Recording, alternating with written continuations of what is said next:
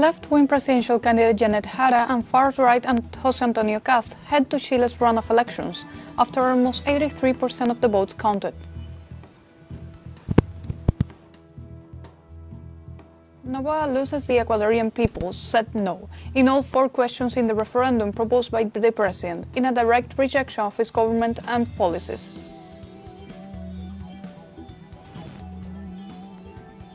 In Palestine, excavation crews returned empty-handed from the eastern outskirts of Gaza City on Sunday, after a full day of searching for the last 3 remaining bodies of Israeli hostages.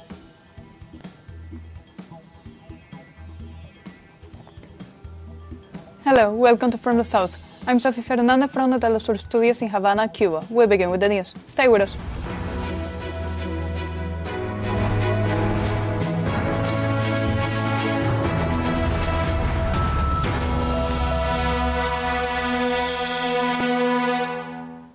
Left-wing presidential candidate Jara slightly leads the polls in Chile's general elections, followed by far-right José Antonio Kast.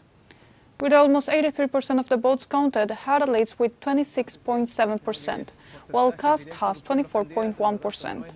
Both candidates will face off in the presidential runoff to be held on December 14th. In third place is Franco Parisi, with 19.5%, who ran his campaign from abroad because he was subject to a restrictive order for failing to pay child support for his 2 children. In addition, Chileans will also review all seats in the Chamber of Deputies and 23 of the 50 senators, with results pointing to an advantage for the ruling Unity for Chile party.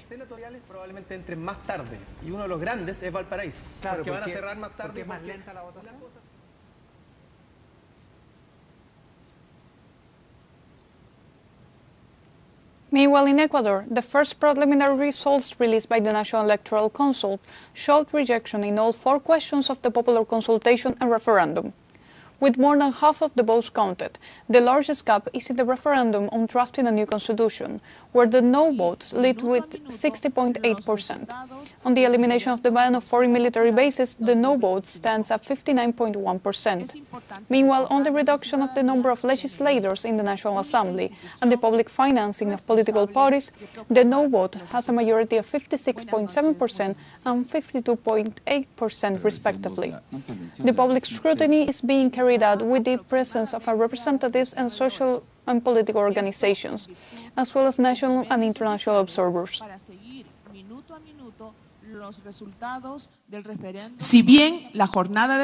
Although voting has concluded, the transmission of results will begin at approximately 7:00 p.m. This is because the polling stations must classify, count, and generate the records so that they can subsequently be processed and published.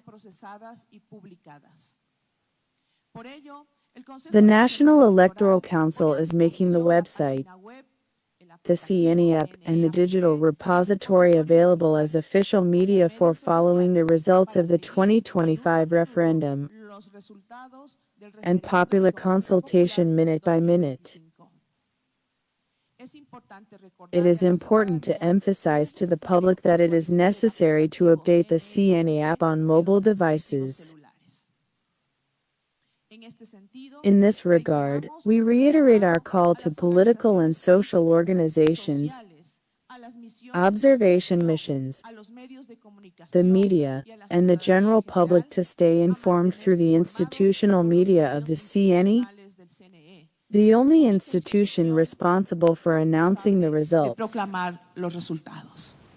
For her part, the president of the Citizens Revolution Party, Luisa González, pointed out that the result of the referendum marks the unity of the Ecuadorian people in rejecting Daniel Noboa's neoliberal measures. And today, with that vote, it is clear that the security of the state and the future of this country does not depend on a constitution that they want to change to make Ecuador the Noboa Corporation. It depends on a government that knows how to work with conscience, with love for the country, and not for its pocket or for its corporation. And in the fight against crime and the mafias, they say that is the constitution that does not allow them to control the mafias. when the prisoners have come out dressed as a military by the main door, when they inaugurate a maximum security prison of 35% to make a show, and they make fun of us, when they have just captured people with the same constitution that has shown that what they are looking for is to manipulate us, but the Ecuadorian people reacts and makes up and says, Noboa, no, this country is dignified people.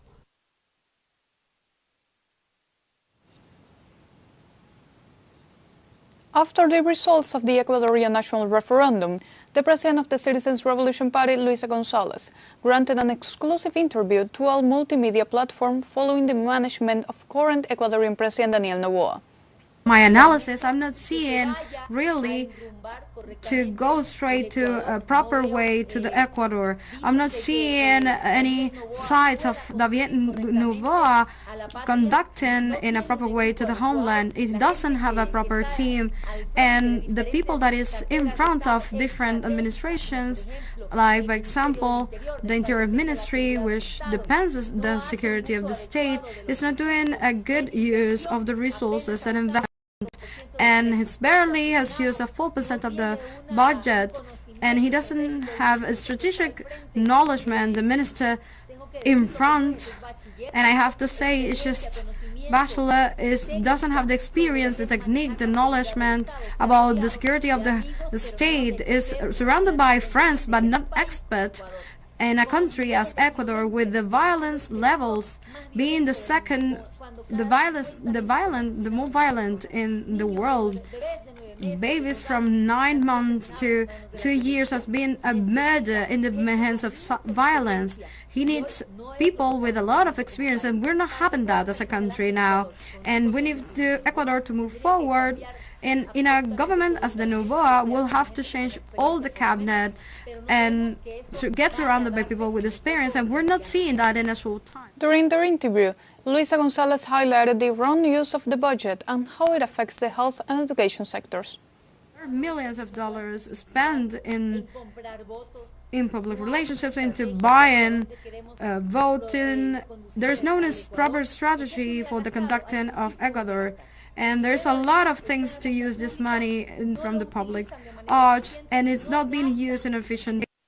They're not doing the proper use, but on the top of that, to pay the debt of the dialysis unit, we have more than 1,000 of renal patients in the dialysis clinics, and the next could be also to fix the educational infrastructure. We have more than 4,000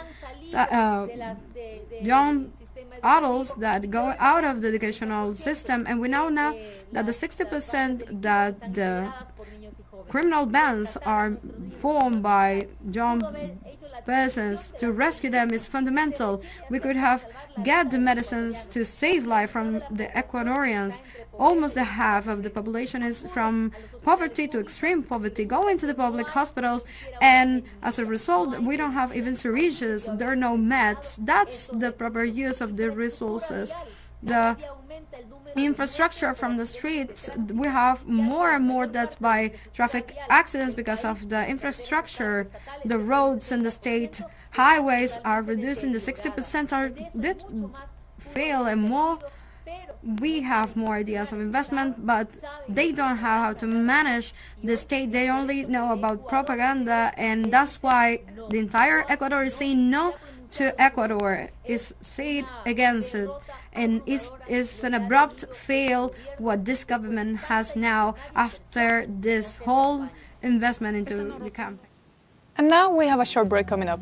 But first, remember you can join us on TikTok at teleSUR English, where you will find news in different formats, news updates, and more. We'll be right back. Stay with us.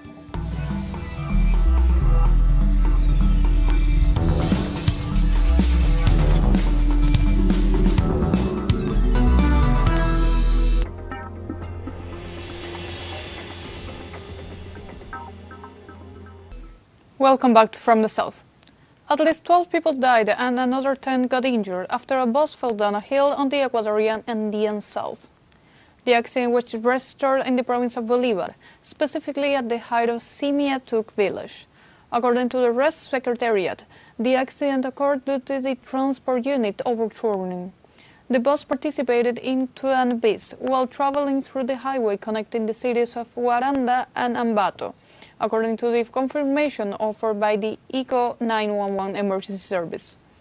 This kind of incidents highlights the traffic accidents among the main causes of death in the country, being that for 2024 there were registered more than 21,000 crashes of this nature.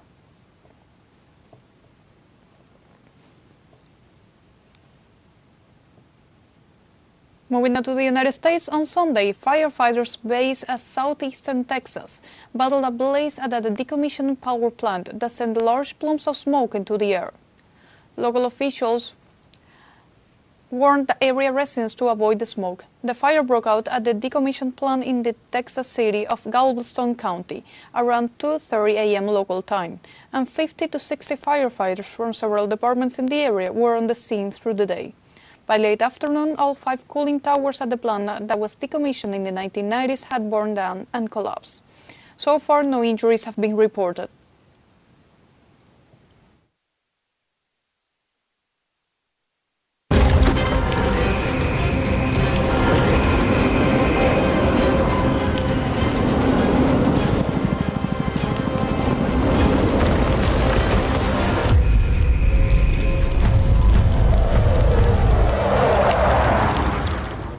In Palestine, excavation crews returned empty-handed from the eastern outskirts of Gaza City on Sunday, after a full day of searching for the last remaining bodies of the Israeli hostages. Egypt deployed excavation experts and equipment, escorted by the International Committee of the Red Cross, to assist in the recovery mission, but progress has been slow. Under the terms of the U.S. Booker ceasefire on October 10th, Israel is to return 15 Palestinian bodies for every Israeli handed over. The Hamas resistance movement has so far returned the corpses of 25 hostages, leaving 3 bodies still unaccounted for. The final remains are believed to be buried deep beneath the rubble created during Israel's 2-year offensive on Gaza.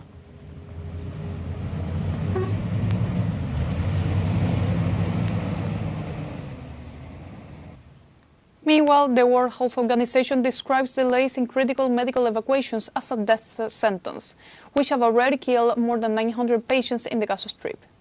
The WHO reported that over 900 patients died in the Gaza Strip due to delayed medical evacuations to treatment centers outside the territory. According to the United Nations Agency, approximately 16,500 patients are still waiting for approval to travel for treatment, including 4,000 children in critical condition.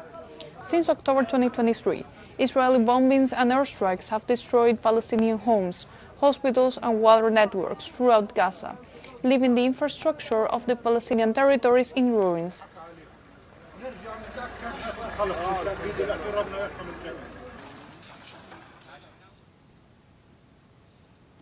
In other news, Lebanon President Joseph Aoun has asked the Foreign Minister Youssef Haraiji to file a complaint against Israel for building a wall inside Lebanese territory.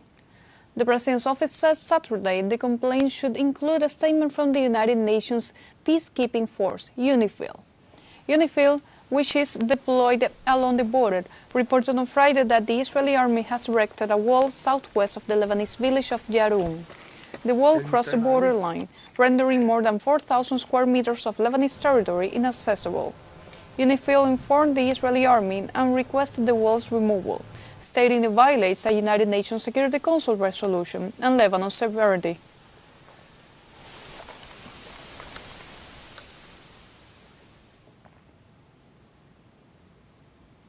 Moving on to Africa, in the southeast of the Democratic Republic of Congo, at least 100 people died after the collapse of an artisanal copper mine in the town of Mulondo.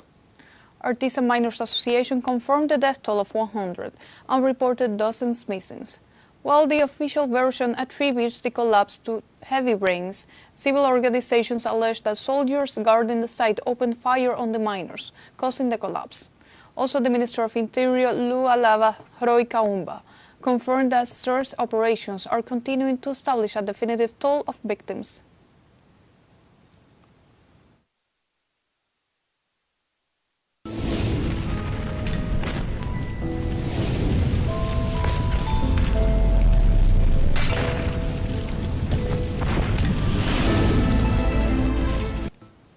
United Kingdom, hundreds of tons of waste has been dumped in a field near Kildown in Oxfordshire. Footage from Sky News shows a mountain of rubbish, measuring at least 60 meters long, 15 meters wide and 10 meters high. Local authorities say they believe the cost to remove the waste would be over their entire budget, and that the dump's proximity to a river might cause an ecological disaster. Friends of the Thames, a charity which promotes cleaning up waterways, said the illegal rubbish dump was created by an organized crime group.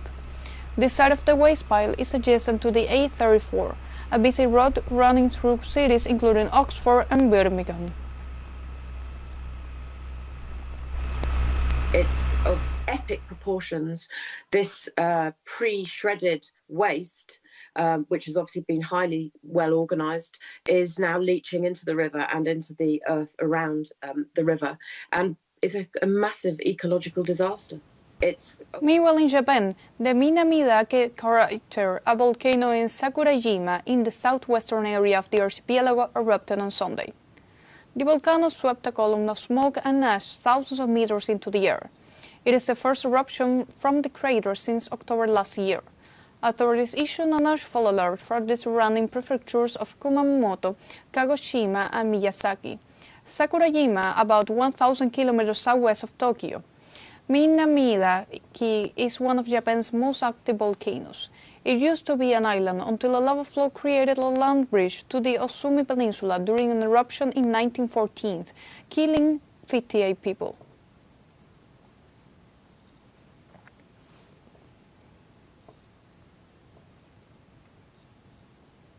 In other news, tens of thousands of Filipinos gathered Sunday in Manila, in the largest rally so far, to demand accountability for a flood control corruption scandal that has impacted powerful members of Congress and top government officials. Following the discovery that thousands of flood defense projects across a typhoon-prone country were substandard, incomplete or non-existent, various groups protested. The Philippines has lost $15.09 billion to corruption in flood control projects over the last 2 years. Government engineers, public works officials, and construction company executives have testified in hearings that members of Congress and officials at the Department of Public Works and Highways took kickbacks to win contracts.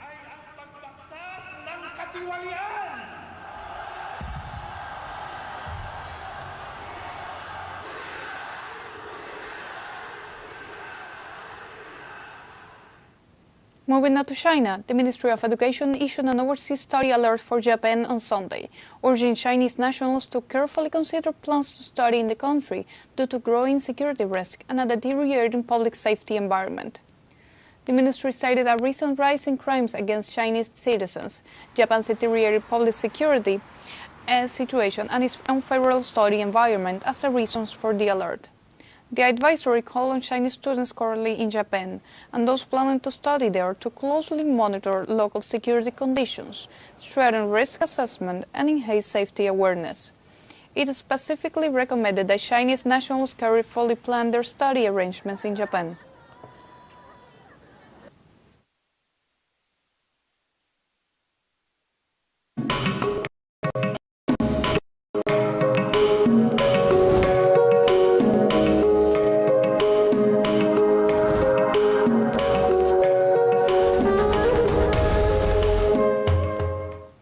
The Chinese actor Ji Jianxian, known as Jackson Ji, became the youngest winner of the Best Actor of Golden Rooster Awards history at the age of 24, thanks to his performance as Lu Xunjie in Big World.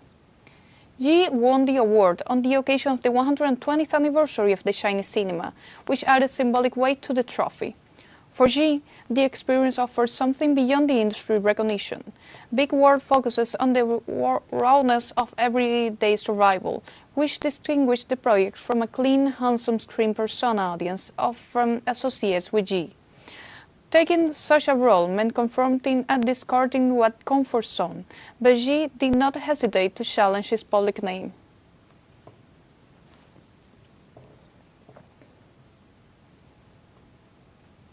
Also in China on Sunday, the largest penguin parade of the winter season took place in Harbin Polar Park in Harbin, northeast China's Heilongjiang province.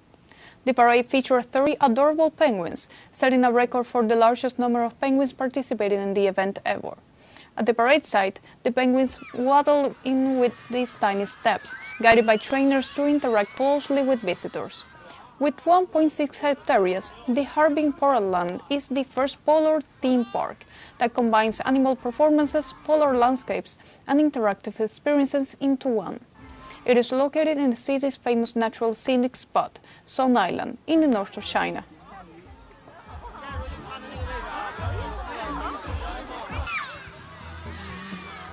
And like this, we have come to the end of this news brief. You can find these and many other stories on our website at telesurenglish.net, and join us on social media. We're on Facebook, X, Instagram, Telegram, and TikTok. And before closing, we leave you with some images that seek to unite Venezuelans and Latin American people. For TeleSUR English, I'm Sophie Fernandez. Thank you for watching.